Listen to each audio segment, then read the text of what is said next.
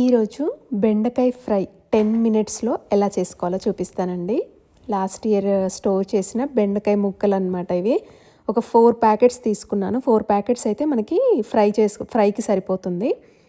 ఇదేంటంటే నేను first air ఫ్రైయర్లో fry చేసుకుంటున్నాను. అందుకే 10 మినిట్స్ అని చెప్పానమాట కర్రీ. ఇది మనము ఎవ్రీ 5 మినిట్స్కి ఒకసారి ఇలా ఫ్లిప్ చేసుకుంటూ ఉండాలి.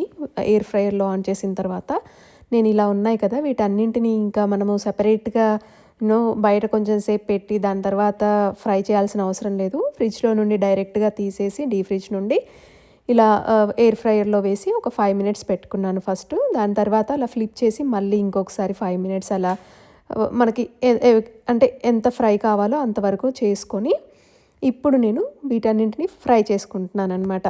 మనకి ఎయిర్ ఫ్రైయర్లో అయితే బెండకాయలు ఫ్రై అయిపోయాయి కదా, అవి పక్కన పెట్టేసుకొని ఇప్పుడు ఒక ప్యాన్ తీసుకొని అందులో కొంచెం ఆయిల్ యాడ్ చేసి ఇందులో జీలకర్ర, అలాగే ఆవాలు, ఒక 2 పచ్చిమిర్చీలు, ఆనియన్ ఇవన్నీ వేసి మంచిగా కలుపుకుంటున్నాను. ఇప్పుడు ఇందులోనే కొంచెం కరివేపాకు అండ్ అలాగే అల్లం వెల్లుల్లి పేస్ట్ వేసి కూడా మంచిగా ఫ్రై చేసుకుంటున్నాను. ఇది ఆనియన్స్ మంచిగా ఫ్రై అయిన తర్వాత ఇందులో కొంచెం నేను పసుపు యాడ్ చేస్తున్నాను. ఇప్పుడు వచ్చేసి ఇంకా ఒక 2 మినిట్స్ అలా పక్కన పెట్టేస్తే మంచిగా ఫ్రై అయిపోతుంది ఆనియన్స్.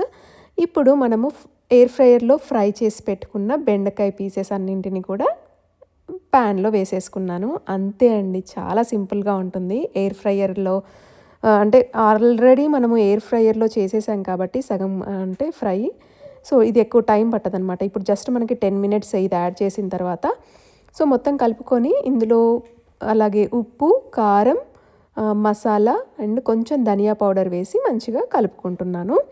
ఇప్పుడు మూత పెట్టేసి ఒక 2 మినిట్స్ అలా ఉంచేసేయండి. సో మనకి మొత్తం ఉప్పు, కారం అదంతా కూడా మంచిగా కుక్ అవుతుంది, అలా పచ్చి పచ్చిగా లేకుండా.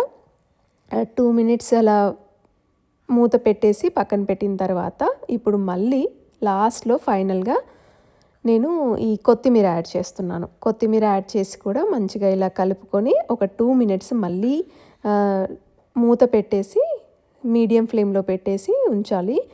చూడండి, దాని తర్వాత రిజల్ట్ వచ్చేసి ఫ్రై ఎంత యమ్మీగా కనిపిస్తుందో. లుక్స్ సో గుడ్ కదా. సో మీరు కూడా తప్పకుండా ట్రై చేయండి.